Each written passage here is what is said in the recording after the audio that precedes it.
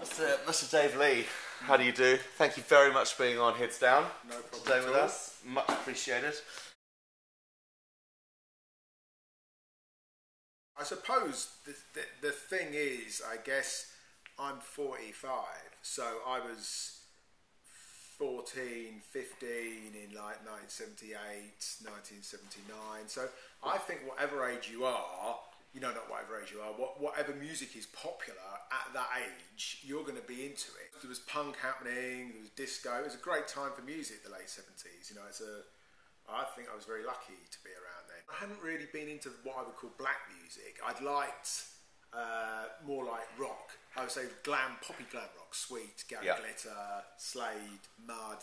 But I remember Heatwave, Boogie Nights being on, and that was just like, I thought this, it started off quite slow, and I thought, oh, this is another boring ballad from a black band, and then all of a sudden it exploded into this funky groove, and I thought, actually, this is really good. And I guess then my musical taste just steered more and more that direction. I was still bought, I can remember buying Duran Duran Planet Earth as a single. I was still buying other, and I've never been a snob about music. I've always, liked a bit of everything, but I dislike probably about 98% of it. I don't know if when you're that age you're even conscious of, I like this record's a disco record, or this record is a rock record. It was just like you like it, and I think I'm still even a bit like that now.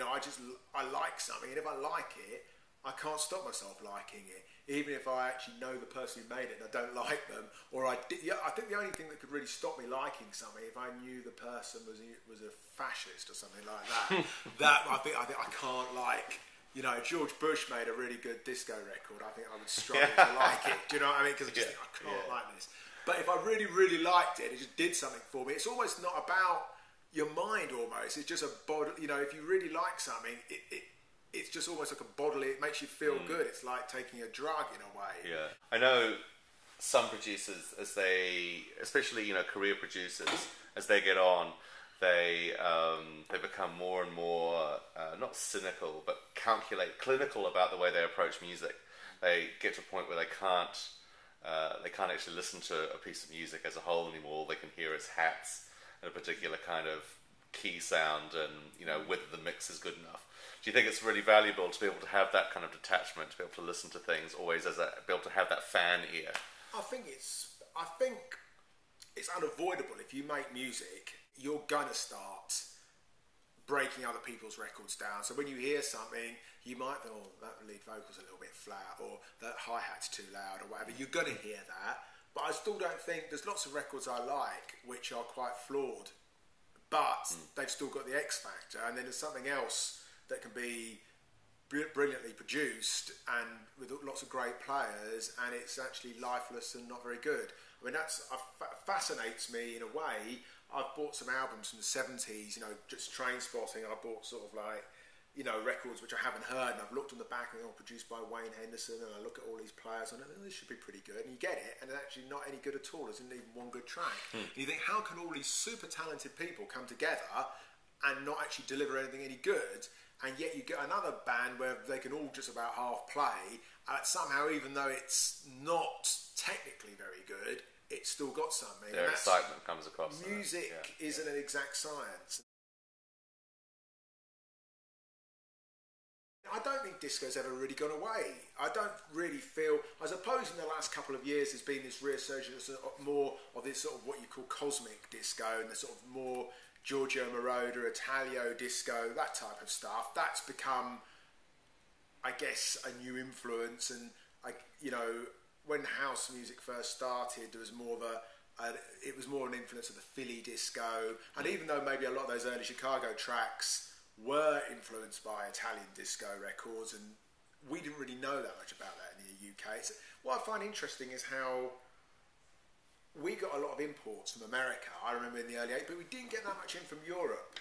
There's lots of great records that came out in Europe in the 80s, late 70s, that didn't really get over to the UK. Some of them were more high energy based records, some of them are more black boogie type sounding things, but they didn't really seem to get into get over here as much as they seem to get into America.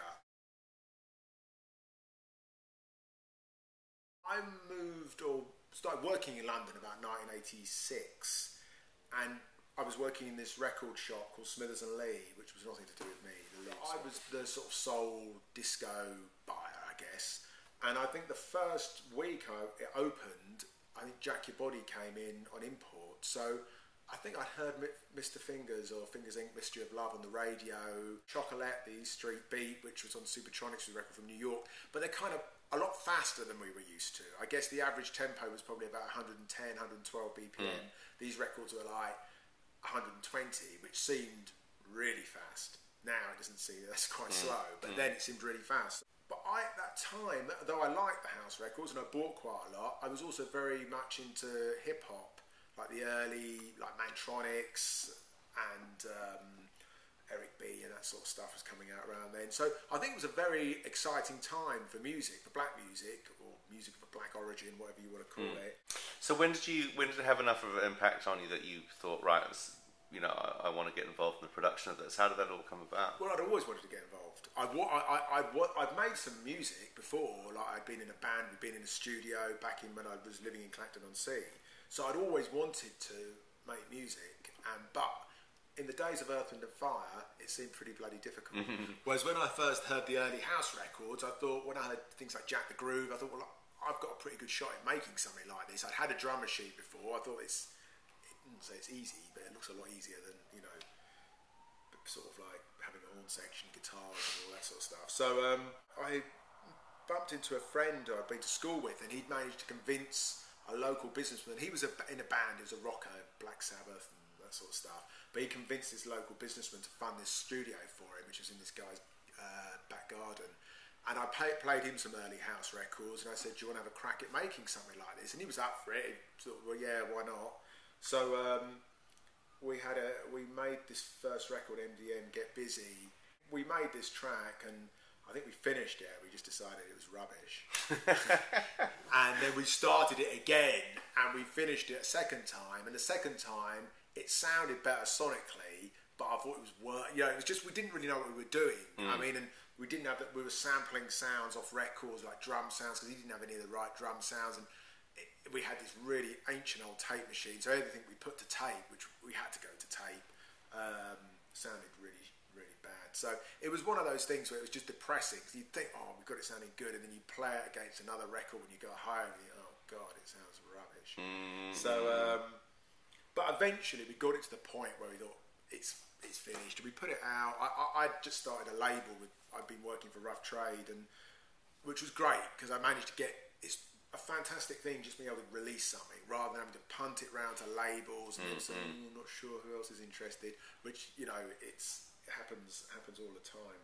So we got it out, and it did okay. Got into like the Record Mirror disco chart, which was the bible of disco charts then. Fantastic. We got to number 18, which was amazing for me, because I've been reading that Record Mirror with James Hamilton's page for all of the 80s. So I've been studying that chart, and then I actually had a record. Even 18 was pretty good then. So and we sold quite a lot of units, even though we didn't make any money on it, but we sold units. And I think that's the great thing about getting something out there. You're thinking, oh, it's pretty crap, but then you get it out there, people buy it, gets a few good reviews, it gets a few mediocre reviews, but generally it's not as bad as you thought it was.